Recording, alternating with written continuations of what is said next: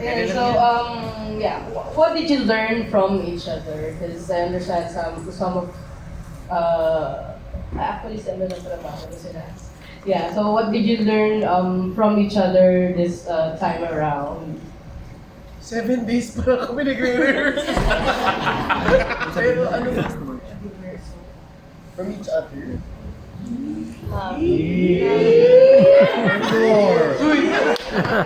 John Abella. Masoundbite ka naman siya. Mga 14 minutes. Okay, sige.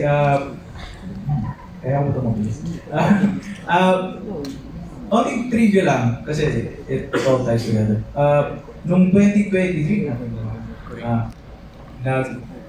nag-press launch, nag-preview sila ng November 2022. Pasok kami ni Shai ng 2023. Tapos ako yung pinakahuling pumasok. Ako yung ang malaking natutunan ko, this is not just within, for the tennis and the Julias, the Julio, if you were.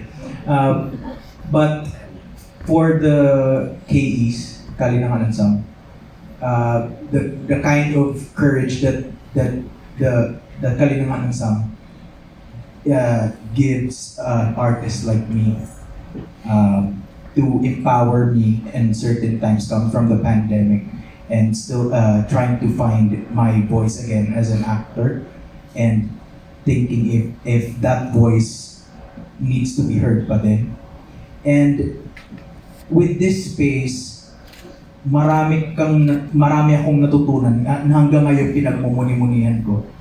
And hopefully, I can also extend that kind of love and courage towards other people.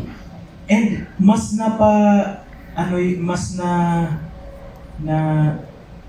upan yung love that we all strive for. The purest kind of love is found within the community. And with everyone, with the KEs and everyone from sinahabi kina Kuya Silo, sina Ate Malu. It's really an empowering moment. So if I take it upon myself to just allow that to fuel the love. So, ayun. Copy paste. Sige, last. Sasabihin ko lang. So, ngayon lang namin ginawa ni Lance yung pangako yan. Tapos, no, it's really a pleasure looking into the eyes of the Julias. No, kasi I can see what kind of love they are. I think if there's anything that I learned, it's seeing the kind of love that the Julias are capable of. Kasi, I swear, like, kita niyo naman, dami namin titigan. So, yun ang bago for me. If there's anything I've learned, nakita ko na yung kind of love na kaya ni Lance ibigay. And it's a lot. So thank you for sharing that with me. Share mo kay John ka na sa rehearsal.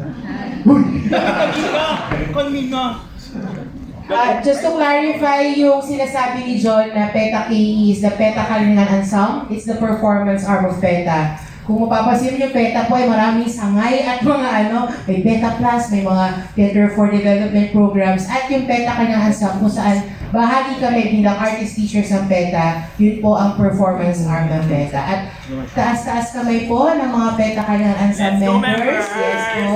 Yes po, kami po yun. So, yun po. Salamat. Last question.